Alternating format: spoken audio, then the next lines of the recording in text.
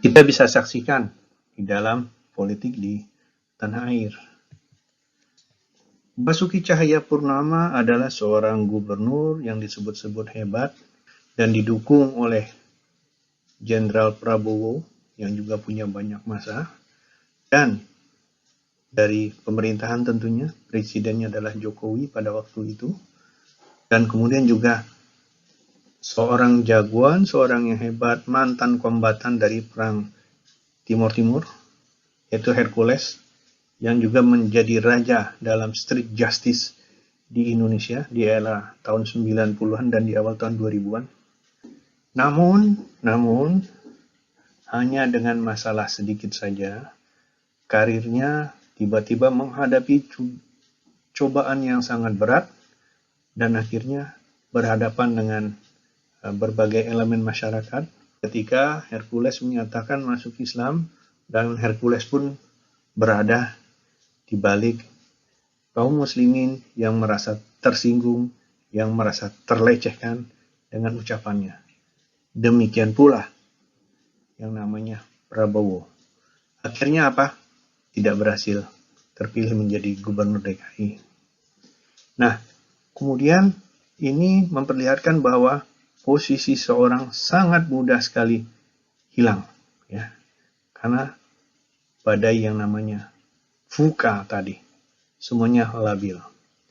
Nah, kita bisa lihat contoh lainnya. VUCA itu bagaimana uncertainty, complexity, ambigu itu terjadi. Salah satu tokoh dalam 212, Ali Mukhtar Ngabalin adalah salah seorang tokoh, termasuk juga juru bicara dari 212. Begitu hebatnya dia bisa mempengaruhi opini publik, begitu hebatnya dia bisa bernegosiasi, dan kemudian ketika Presiden Jokowi terpilih, 212 berada pada kelompok oposan. Artinya 212 berseberangan dengan Presiden Jokowi. Nah, namun apa yang terjadi kemudian? Mukhtar Ngabalin bukannya menjadi musuhnya Presiden Jokowi, lalu berubah. Sekarang justru Ali Mukhtar Ngabalin menjadi juru bicaranya secara tidak langsung dari Presiden Republik Indonesia, mewakili berbagai kekisruhan, berbagai perdebatan yang mengkritisi pemerintah.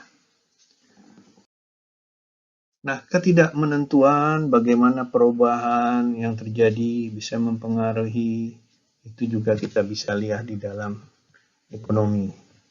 McDonald, saya pikir semuanya kenal dengan McDonald ya. Itu dilihat bagaimana McDonald sebagai sebuah restoran cepat saji yang sangat populer, yang sangat banyak diminati, dan yang telah berjaya di Indonesia. Tiba-tiba harus menutup gerai utamanya dan utamanya, yaitu di Sarinah Tamrin, atas kebijakan dari pemerintah. Jadi dia harus hilang. Nah, yang terjadi adalah gerainya ditutup. Bukan hanya di Sarinah Tamrin saja, tapi keadaan kondisi berubah dengan cepat. Sekarang orang tidak perlu lagi hadir ke restoran. Di tengah tamu-tamu atau pengunjung yang lain dengan menikmati suasana di luar rumah, tidak demikian. Sekarang telah terjadi perubahan perilaku.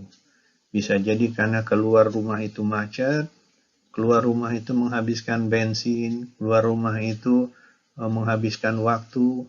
Lebih bagus di rumah saja dengan pesan melalui delivery service. Nah, kerentanan yang kedua kita lihat bagaimana Pizza Hut, orang dulu antri di Pizza Hut. Begitu ramainya Pizza Hut.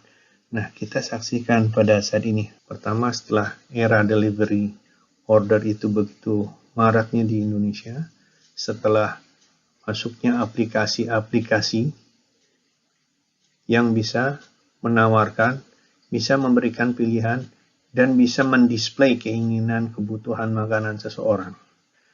Nah, lebih dari itu, bukan hanya gerainya Pizza Hut saja yang menjadi masalah, bukan hanya toko atau pertokoan yang menyewakan tempat-tempat buat restoran, tapi Pizza Hut sendiri juga mengalami persoalan setelah terjadinya COVID.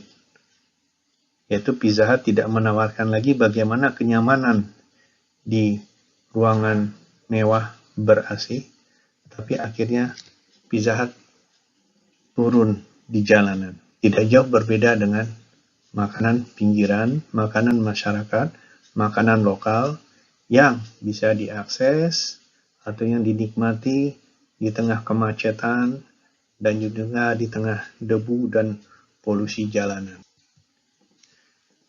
Kita juga lihat masalah atau persoalan dari bagaimana kerentanan yang terjadi. Salah satu department store yang sangat berjaya di tahun 90-an sampai di awal tahun 2000-an, tiba-tiba sekarang gerainya menjadi tutup.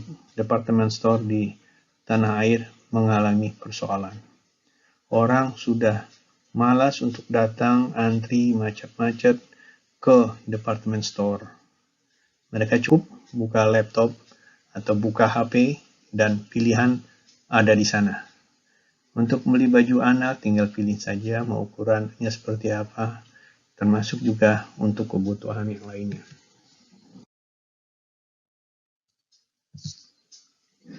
Jika dahulu di jalanan yang sangat berjaya ada taksi Bluebird, katakanlah demikian.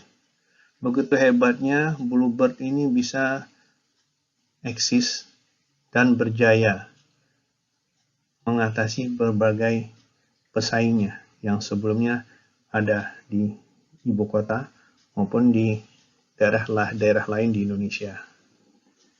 Tapi tiba-tiba berhadapan dengan aplikasi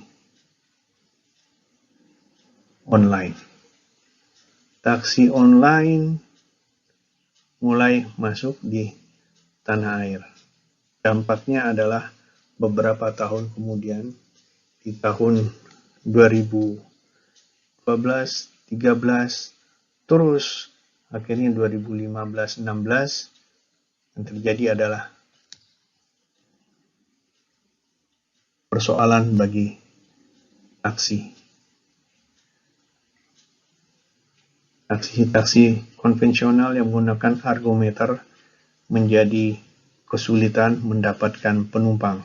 Karena orang tidak perlu lagi berdiri di pinggir jalan, cukup menggunakan handphonenya, taksi datang ke rumahnya. Taksi online datang ke rumahnya. Demikian juga di kantor, ini menjadi persoalan besar. Nah, kemudian apa? Kemudian bagi taksi online, akhirnya sempat dipermasalahkan, sempat dilarang untuk beroperasi karena harus mengganti plat mobilnya menjadi kuning, harus dilakukan uji kir sebagaimana mobil angkutan umum lainnya, tapi kemudian tidak berlangsung lama. Akhirnya taksi online pun juga bisa beroperasi.